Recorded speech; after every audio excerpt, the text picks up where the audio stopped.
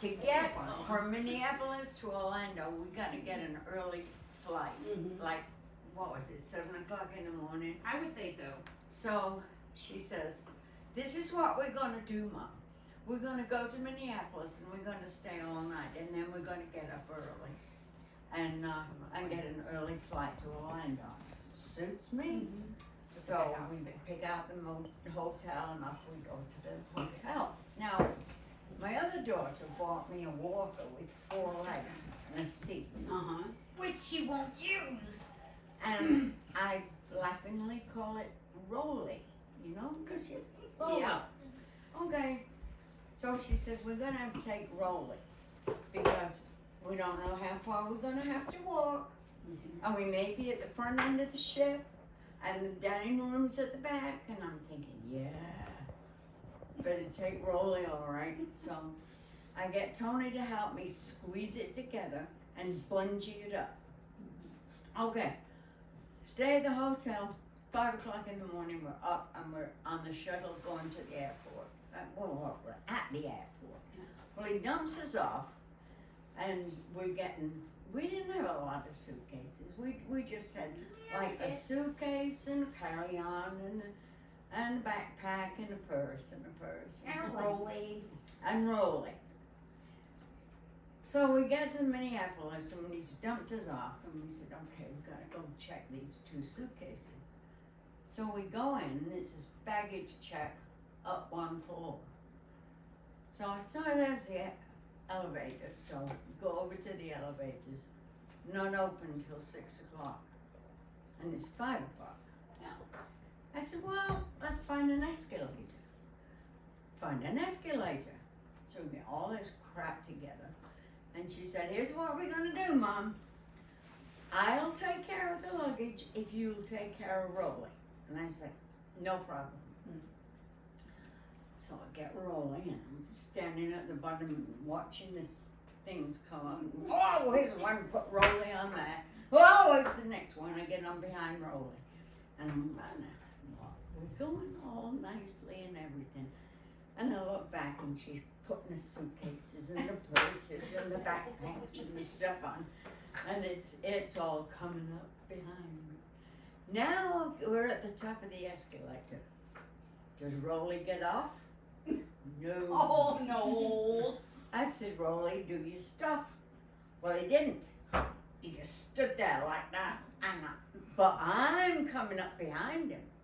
So Woman didn't set her sideways. Woman put it right in front of her. Takes off. Well, to cut a long story short, I went sailing over the back of Rolly, landed, and on my way down, I'm thinking, do I want to smash my head in on my face? My face is best. So I land on my face. And this lady picks me up. She says, do you need some help? No, there was a crowd, and they were all going, are you okay? I get to the top of the escalator, and I can't get over my mom, who's laying sideways across the top of the escalator, bleeding. Oh my God. And I have all of our luggage and carry-ons. So I thought, okay, arms are okay, legs are okay. I said, I'm okay, nothing's broken.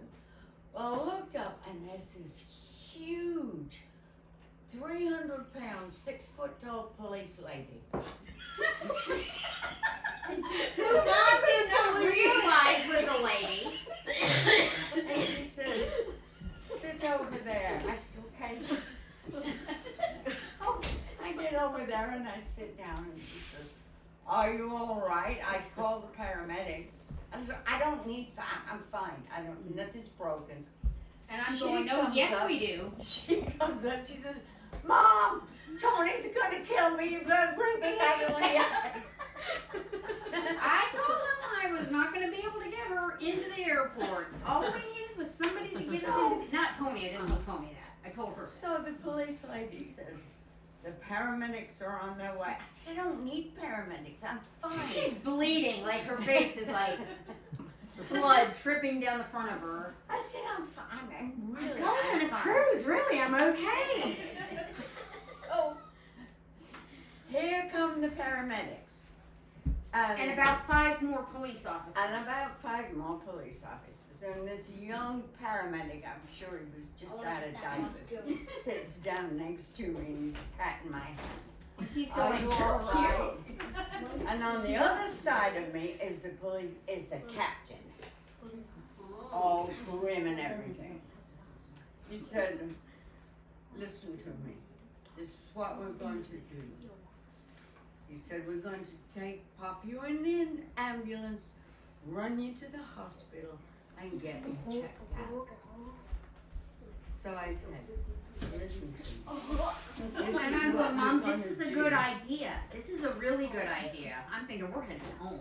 This is good. I said, I am not nauseous. I am not sleepy. I am not slurring my words. Check my pupils. I'm not in I'm a pain. nurse. And I am not going to the hospital. And I said, and anyway, my career is ruined anyway with this lump on my head. So he said, and what kind of career would that be? And I said, pole dancing. This guy patting me, he spits all over me because he's laughing. Oh, God. Like, I can't argue with this. Is she okay? Do we need to take her? Anyway, he said, will you sign a waiver? I said, bring it on, I'm fine. But when I looked at myself, I thought, oh my God, I'm gonna die. We got to our gate and they're like, let's get her right on board. Early boarding for you, ma'am. Yeah. And then they brought her this big bag. We hope you feel better soon. The Delta team saw her getting on, like, with this huge thing on her face. They And just all felt black sorry for on her. one side. They all signed it. We hope you feel better soon. And it was full of, like, candy and snacks. Wow. It was horrible. Horrible. Anyway, Oh. that it got blacker and blacker and blacker than as the days went by. And we were at a dinner on the ship, and somebody said, "Oh, get your picture taken." And I'm like, She, the whole crew, she was like, take my left side. And Gabrielle, my niece, who's like these two, they know how to do makeup. And so Gabrielle's like, come here, Nana, let's get over. And she would like pack it on. And so she would look fairly normal by the time we went out in public. But oh my goodness. Unbelievable.